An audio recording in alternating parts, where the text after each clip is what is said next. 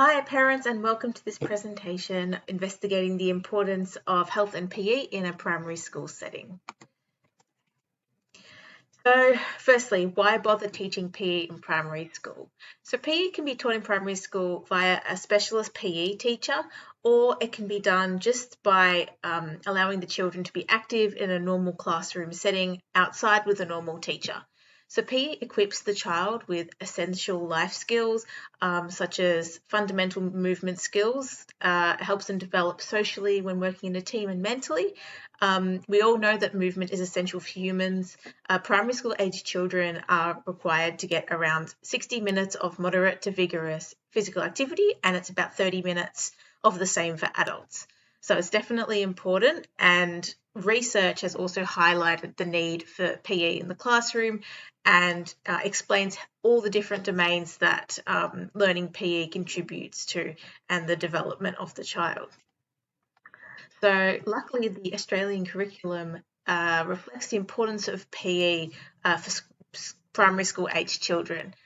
So health and PE, health we will discuss later, but PE, they're one of the 9 learning areas in the Australian curriculum. PE, there is 2 different strands, so there's personal, social and community health, and the PE strands is movement and physical activity. So the movement and physical activity strand can be broken down into sub-strands, moving our bodies, making active choices, and learning through movement. And there are some cross-curriculum priorities for PE. So one is numeracy in some cases, and the other one is personal and social capability. Okay, so moving on to the progression of fundamental motor skills in an outdoor setting. This is on an AFL ground, a grassy area.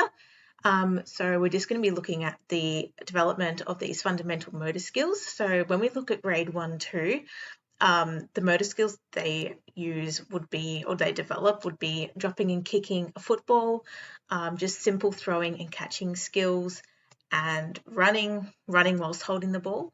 And then when we compare that to grade 5, 6, they're more tailored towards a match of AFL football. So marking the ball, drop kick, focusing on how the ball rotates when they kick the ball, handballs, bouncing the ball, disposals whilst under pressure, and playing a match as a team.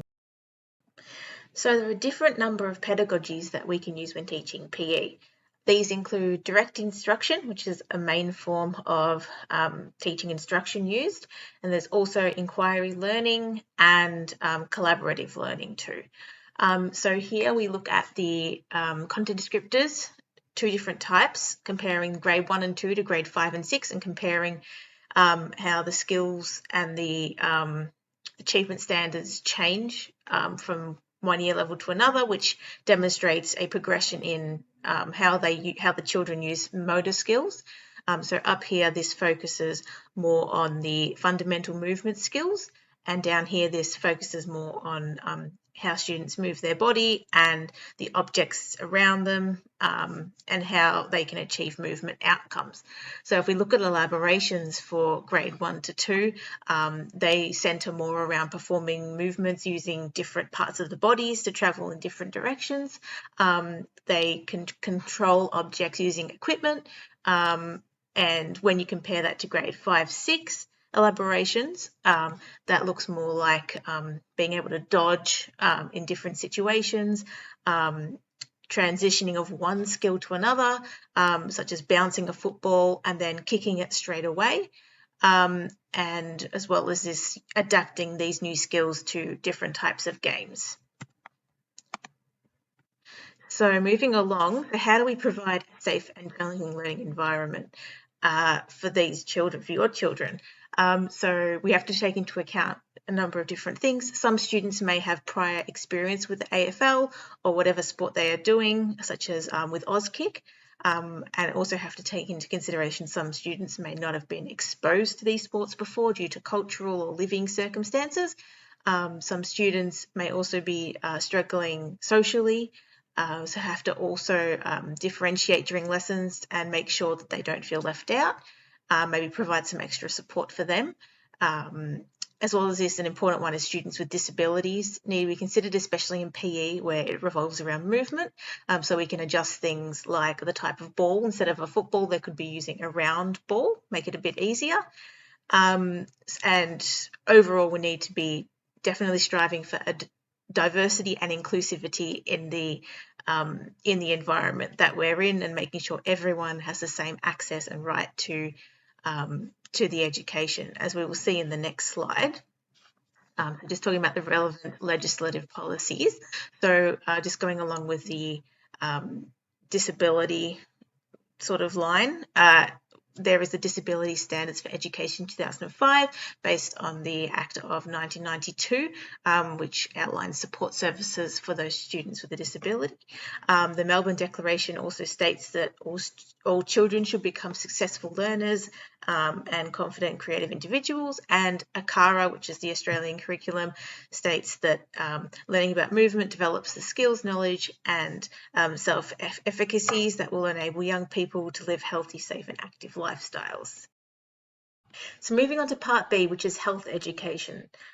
So many studies have been done on the importance of health education in primary school, and they have found that firstly it improves student well-being, it encourages health-enhancing behaviours, and it also teaches students about their bodies and self-regulatory strategies. So there's many different health areas in the Australian curriculum, from relationships all the way to nutrition and healthy living. So we're going to look at the topic of managing emotions, and we're going to look at how it varies from grade 1 to 2 all the way to grade 5 to 6. So in grade 1 to 2, the content descriptor is simply how to identify how different situations influence a child's emotional responses, thinking about how others are feeling and trigger points, and recognizing how their responses have an impact on others. And then it progresses to grade 5 to 6, where we're thinking about strategies to manage emotions and analyze how students' interactions are affected by emotional responses. Also tackling tough topics like peer group pressure, something that they'll definitely need in the later years as they go into their teenage years, when there is a lot of peer group pressure, and grief and loss, which also is something that children will have to deal with as they get older and grandparents pass away. So these content descriptors also come with cross-curriculum priorities. So there's ethical understanding, and there's also personal and social capabilities. So how will we notify the school community of a general health matter, in this instance, emotions and mental health? So this communication can be done via the form of pamphlets, teacher-made letters out to the parents of the children, or posters placed around the school and in the classroom.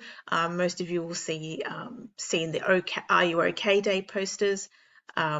There's also pamphlets that are for Beyond Blue or Kids Helpline. The school will also offer counselling services, and also encourages you, the parents, to have chats with your child around the dinner table, so you can gauge how their emotional health is as well. So in conclusion, health and PE play an important role in schools, which is evidenced through the Australian curriculum.